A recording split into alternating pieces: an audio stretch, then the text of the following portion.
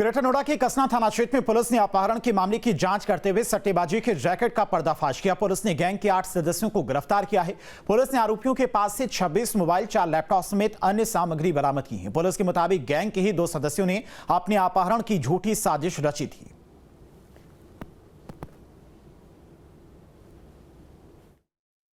थाना कासना पे एक 112 की कॉल प्राप्त हुई थी, जिसमें ये अलवर से एक सुभाष चंद्र हैं। उन्होंने बताया था कि उनके लड़के हैं 2, भीम और नारायण सिंह, जो कि यहाँ पे नोएडा में नौकरी के लिए आए थे और उनका अपहरण कर लिया गया है और उनसे फिरौती की रकम मांगी है।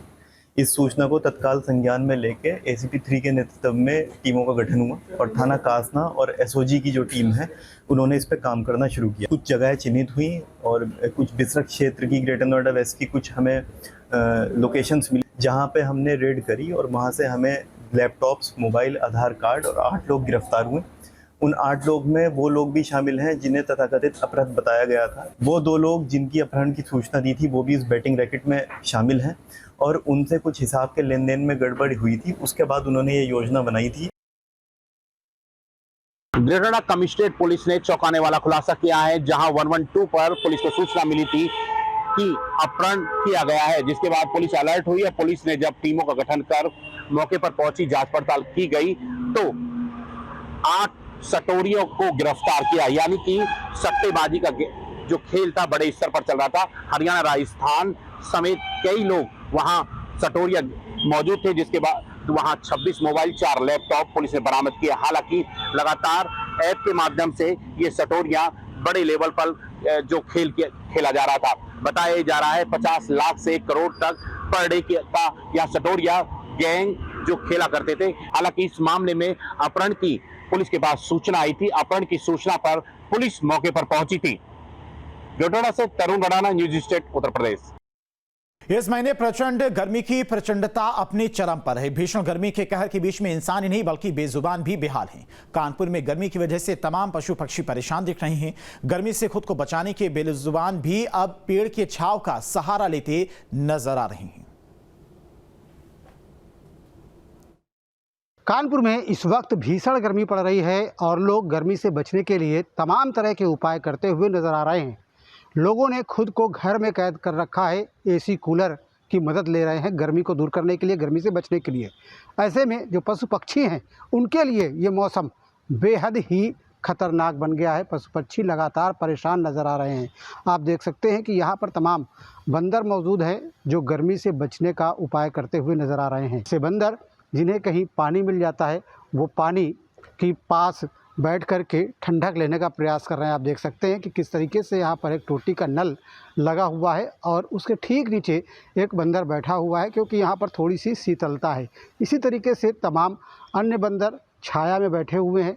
बेहद गर्मी है, इसकी वजह से वे काफ़ी शिथिल भी नज़र आ रहे हैं और इस वक्त ज़्यादा एक्टिविटी नहीं कर रहे हैं। ऐसे में गर्मी जहाँ आम आदमी को परेशान कर रही है, वहीं पशु पक्षियों के लिए भी जानलेवा साबित हो रही है। Video journalist Asif Shyam Tiwari, news state, Kanpur.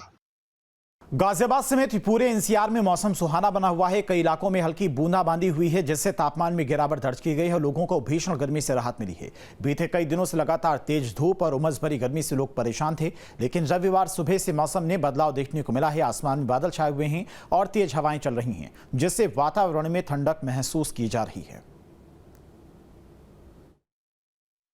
लगातार पड़ रही भीषण गर्मी के बाद आज मौसम ने करवट ली है। तेज हवाएं चल रही हैं, साथ ही आसमान में बादल भी छाए हुए हैं। जी हाँ, इस वक्त हम मौजूद हैं गाजियाबाद में और तस्वीरें आप देखेंगे तो तस्वीरों में आप देख सकते हैं तेज हवाएं फिलहाल चलती हुई दिखाई दे रही हैं। तो वहीं आसमान में बादल छा गए हैं, जिसकी वजह से अब सूरज नहीं है और उसी की वजह से जो तपिश लगातार देखने को मिल रही थी वो आज नहीं है। यानी कि गर्मी से काफी हद तक आज लोगों को राहत मिली है। आज सुबह कई इलाकों के अंदर हल्की बूंदाबांदी भी हुई है और मौसम विभाग ने भी यही प्रेडिक्शन जारी की है कि गाजियाबाद सहित दिल्ली NCR के कुछ हिस्सों के अंदर बारिश पड़ सकती है। टेम्परेचर भी और दिन के मुकाबले आज कम है।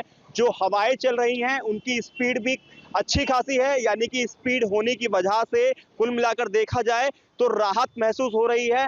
हवा के अंदर जो गर्माहट थी वो नहीं है, हवा ठंडी लग रही है, जिससे लोगों को काफी हद तक राहत महसूस हो रही है। आप देख सकते हैं किस तरह से जो पेड़ हैं, जो बड़े बड़े पेड़ हैं, वो लहराते हुए दिखाई दे रहे हैं और कई जगह तो पेड़ों की जो टहनियां हैं वो भी टूटकर नीचे गिर गई हैं।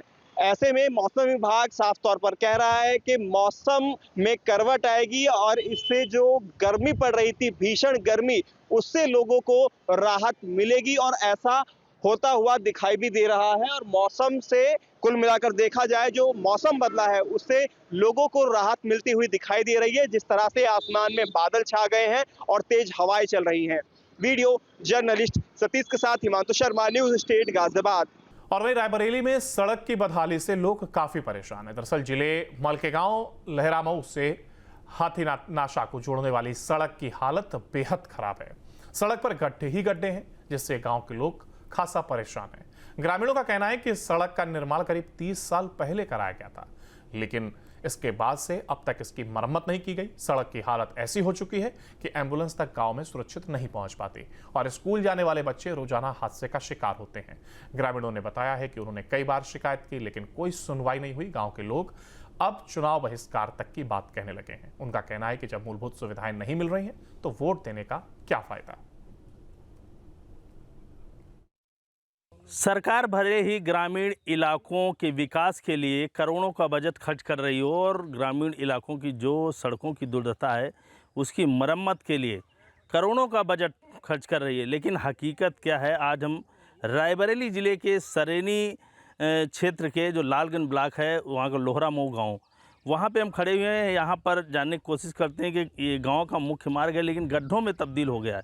यहाँ तक कि एम्बुलेंस भी आने में दिक्कत होती है और बच्चों को आने जाने में दिक्कत हो रही। लोग बताएंगे कि आखिर कितने साल से ये सड़क रिपेयर नहीं हुई। भैया क्या कहेंगे इस सड़क के बारे में, कब से रिपेयर नहीं हुई, कितनी ये दिक्कत हो रही? 25 साल से सड़क का जो है कोई भी गड्ढा मुक्त नहीं हुआ, ना तो दोबारा जो है 25 साल से रिपेयर हुई है।